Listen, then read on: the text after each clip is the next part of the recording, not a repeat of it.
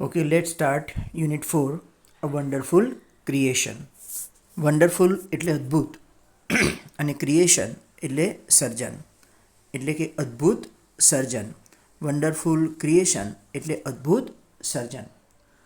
The good Lord was extremely busy that day. Good lord એટલે ભગવાન. The good lord એટલે સારા ભગવાન was extremely busy.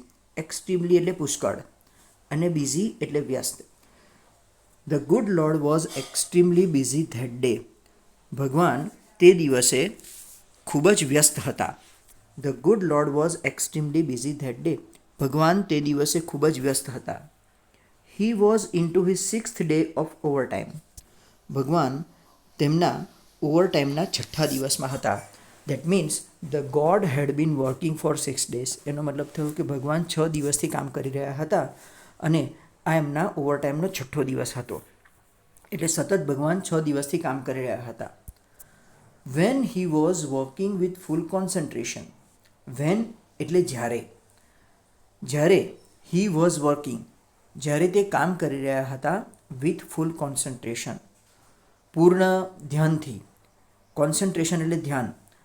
જ્યારે ભગવાન સંપૂર્ણ ધ્યાનથી કામ કરી રહ્યા હતા ત્યારે an angel appeared and commented. Angel એટલે દેવદૂત. દૂત પ્રગટ થયા. એપિયર એટલે દેખાવું. એપિયર એટલે દેખાવું એટલે કે પ્રગટ થવું. An angel appeared and commented એટલે દેવદૂત ત્યાં પ્રગટ થયા અને તેમને કમેન્ટ કરી. તેમને ભગવાનને કહ્યું, you are taking so much care for creating this creature. એટલે ભગવાન સતત 6 દિવસથી કામ કરી રહ્યા હતા અને તે ઓવરટાઈમ કરી રહ્યા હતા અને ભગવાન ખૂબ જ કોન્સન્ટ્રેશનથી કામ કરી રહ્યા હતા. એટલે દેવદૂત ત્યાં પ્રગટ થયા અને દેવદૂતે ભગવાનને કહ્યું કે God, you are taking so much care. તમે ખૂબ જ કાળજી રાખી રહ્યા છો ફોર ક્રિએટિંગ ધીસ ક્રિએચર. આ પ્રાણીના સર્જનમાં. ક્રિએચર એટલે પ્રાણી અને ક્રિએટ એટલે સર્જન કરવું. એટલે કે આ પ્રાણીના સર્જનમાં તમે ખૂબ જ વધારે પડતી કાળજી રાખી રહ્યા છો ભગવાન. એવું કેમ? આવું દેવદૂતે કહ્યું. That's true. તે સાચું છે. એટલે ભગવાને જવાબ આપ્યો કે હા, તે વાત સાચી છે. That's true said the Lord. ભગવાને કહ્યું કે હા, તે સાચું છે. Do you want to know the details? પણ શું તારે એની માહિતીઓ જાણવી છે કે હું જે પ્રાણીનું સર્જન કરી રહ્યો છું એ પ્રાણી કોણ છે અને એની શું માહિતી છે, એમાં શું ખૂબી છે, એની શું ક્વોલિટીઝ છે, શું તારે એ જાણવી છે? આવું ભગવાને દેવદૂતને કહ્યું, એન્જલને કહ્યું કે તારી વાત સાચી છે. હું ખૂબ જ કાળજી રાખી રહ્યો છું. I am taking too much care. But do you want to know the details? શું તારે એની માહિતીઓ જાણવી છે કે હું આ અદ્ભુત સર્જન શેનું કરી રહ્યો છું, આ અદ્ભુત સર્જન શું છે અને એની શું ખૂબી છે, એમાં કયા ગુણો છે, એવું તારે જાણવું છે? What are they? The Angel was curious. Curious એટલે આતુર, જિજ્ઞાસુ. એટલે દેવદૂત ખૂબ જ જિજ્ઞાસુ હતો, ઈગર, ખૂબ જ જાણવા માટે આતુર હતો. એટલે દેવદૂતે કહ્યું આતુરતાથી કે વોટ આર ધે? તે શું છે? એટલે કે એ માહિતીઓ કઈ છે, આ ખૂબી શું છે, તમે જે પ્રાણીનું સર્જન કરી રહ્યા છો એ પ્રાણીની શું ખૂબી છે એ મને જણાવો. હવે આપણે સમજી લઈએ કે અહીંયા આપણા યુનિટનું નામ જ છે વન્ડરફુલ ક્રિએશન, એટલે કે અદ્ભુત સર્જન. તો અહીંયા એમ બતાવવામાં આવ્યું છે કે ભગવાન એ એક માતાનું સર્જન કરી રહ્યા છે. આપણે બધા જાણીએ છીએ કે એક માતા 100 શિક્ષકની ગરજ સારે છે, બરાબર? અને જે કોઈ ન કરી શકે બાળક માટે માતા કરે. એટલે અહીંયા નામ આપવામાં આવ્યું છે વન્ડરફુલ ક્રિએશન, એટલે કે અદ્ભુત સર્જન. તો ભગવાનનું જે અદ્ભુત સર્જન છે એ બીજું કોઈ નહીં પણ માતા છે. એટલે હવે ભગવાન બધી ડિટેલ્સ આપી રહ્યા છે દૂતને, એન્જલને ક્વોલિટીઝ કહી રહ્યા છે કે આ માતામાં કયા કયા ગુણો હશે જેનું હું સર્જન કરી રહ્યો છું. All her part should be movable and replaceable too. એટલે ભગવાનને કહે છે કે તેના બધા જ ભાગ, all her parts should be movable and replaceable too. એટલે કહે છે કે જે માતાનું હું સર્જન કરી રહ્યો છું, જે પ્રાણીનું હું સર્જન કરી રહ્યો છું, તેના બધા જ ભાગો એ મૂવેબલ, હલનચલન કરી શકે તેવા, એન્ડ રિપ્લેસેબલ અને બદલી શકાય તેવા રહેશે. She has a lap that disappears when she stands up. આ માતાનો એક ખોડો હશે.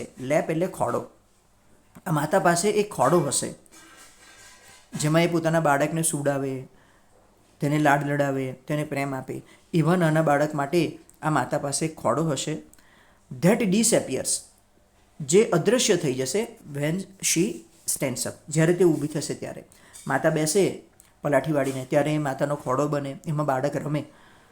અને જ્યારે માતા ઊભી થાય ત્યારે એ ખોડો અદૃશ્ય થઈ જાય. એટલા માટે એ કીધું કે માતા પાસે એક લેપ હશે, એક ખોડો હશે જે અદૃશ્ય થઈ જશે જ્યારે માતા ઊભી થશે ત્યારે. I have to endow her with a kiss. એન્ડોનો મતલબ થઈ ભેટ આપવું. ભગવાન કહે છે કે I have to endow her with a kiss, મારે તેને એક ચુંબન પણ આપવાનું છે. ધેટ કેન ક્યોર એવરીથિંગ, જે બધું જ મટાડી શકે. From a broken leg to broken heart. એટલે માતાને ભગવાન જે છે એ દેવદૂતને કહે છે કે I have to endow her with a kiss, મારે આ માતાને એક ચુંબન આપવાનું છે. ધેટ કેન ક્યોર એવરીથિંગ, જે બધું જ મટાડી શકે. ક્યોરનો મતલબ થાય છે મટાડવું. એવરીથિંગ એટલે બધું જ, જે બધું જ મટાડી શકે. From a broken leg to a broken heart, એક તૂટેલા પગથી માંડીને તૂટેલા હૃદય સુધી બધું જ મટાડી શકે. એટલે ભગવાન કહે છે કે મારે તેને એક ચુંબન આપવાનું છે. આ ચુંબન બધું જ મટાડી શકશે, એક તૂટેલા પગથી લઈને તૂટેલા હૃદય સુધી. આપણે બધા જાણીએ છીએ કે ઘણી વખત જે દવા કામ નથી કરતી એ માતાના આશીર્વાદ અને દુઆ કામ કરી જાય છે.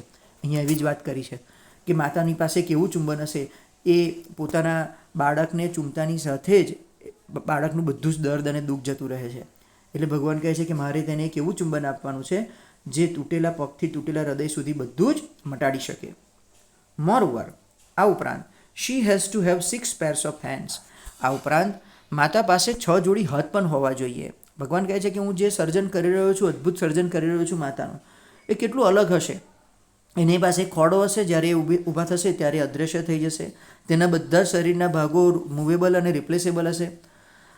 ત્યારબાદ એમાં એક ચુંબન મૂકવાનું છે કે જે તૂટેલા પગથી માંડીને તૂટેલા હૃદય સુધી બધું જ મટાડી શકે. તે ઉપરાંત એની પાસે 6 જોડી હાથ હોવા જોઈએ. માતા પાસે 6 જોડી હાથ હોવા જોઈએ. હવે આપણે સમજવાનું છે કે ફિઝિકલ 6 જોડી હાથ એટલે એવું નહીં કે એટલા બધા હાથ હશે, પણ અહીંયા માતા અલગ અલગ પ્રકારના કામ કરી શકે એટલા માટે એવી ક્ષમતાઓ આપવાની છે. તમે જુઓ, બાળકને નવડાવી પણ શકશે, એની માટે જમવાનું બનાવી દેશે, એને હોમવર્ક પણ કરાવી લેશે, એ સિવાય ઘરમાં સાફ સફાઈ પણ કરી લેશે. બાળકને બધા જ નાના નાના કામ અલગ અલગ વ્યક્તિઓ કરે એ એક જ વ્યક્તિ કરી લેતી હોય છે. તો એ 6 જોડી હાથ આપણને દેખાતા નથી, પણ 6 જોડી હાથનું કામ એક માતા કરી શકે. એટલા માટે એ ભગવાન કહે છે કે she has to have 6 pairs of hands. તેને 6 જોડી હાથ હોવા જોઈએ. એટલે કે એવી ક્ષમતા હોવી જોઈએ કે 6 અલગ અલગ વ્યક્તિઓ જે કાર્ય કરી શકે તે કાર્ય આ માતા કરી શકે. She must be able to run on any food available. માતા ચલાવી લેવા માટે સક્ષમ હોવી જોઈએ જે કંઈ પણ ભોજન મળવા પાત્ર છે તેની ઉપર. અહીંયા રન એટલે ચલાવી લેવું. She must be able to run on any food available. જે કંઈ મળવાપાત્ર ભોજન હશે એ મળવાપાત્ર ભોજન ઉપર તે ચલાવી લેવા માટે સક્ષમ હોવી જોઈએ. એવું માતાનું સર્જન કરવાનું છે મારે. And should have 3 pairs of eyes. અને આ માતા પાસે 3 જોડી આંખો પણ હોવી જોઈએ. હવે 3 જોડી આંખો હોવી જોઈએ એનો મતલબ એમ નહીં કે 6 આંખો હશે, પણ એવી આંખો હોવી જોઈએ કે જે અલગ અલગ રીતે પોતાના બાળકને જોઈ શકે. આપણે બહાર હોય તો પણ માતાને ખબર હોય કે બાળક ક્યાં છે. બાળક દુઃખી હોય તો પણ માતાને ખબર પડી જાય કે એને દુઃખ છે. એની સાથે કોઈ ઘટના ઘટિત હોય તો પણ ખબર પડી જાય કે કંઈક ઘટના બની છે. બરાબર. તો અને હૃદયની વાત આપણે ના બોલીએ તો પણ ખબર પડી જાય. તો આવી અલગ અલગ પ્રકારની દ્રષ્ટિ માતા પાસે હોવી જોઈએ એમ કહેવા માગે છે. She should have 3 pairs of eyes. તેની પાસે 3 જોડી આંખો હોવી જોઈએ. એટલે કે માતા પાસે એવી અલગ અલગ દ્રષ્ટિ હોવી જોઈએ કે જે બાળકની બધી જ વસ્તુઓને જાણી શકે. મારે આવું સર્જન કરવાનું છે, મારે એક આવું અદ્ભુત પ્રાણીનું સર્જન કરવાનું છે. આમ કહે છે ભગવાન દેવદૂતને.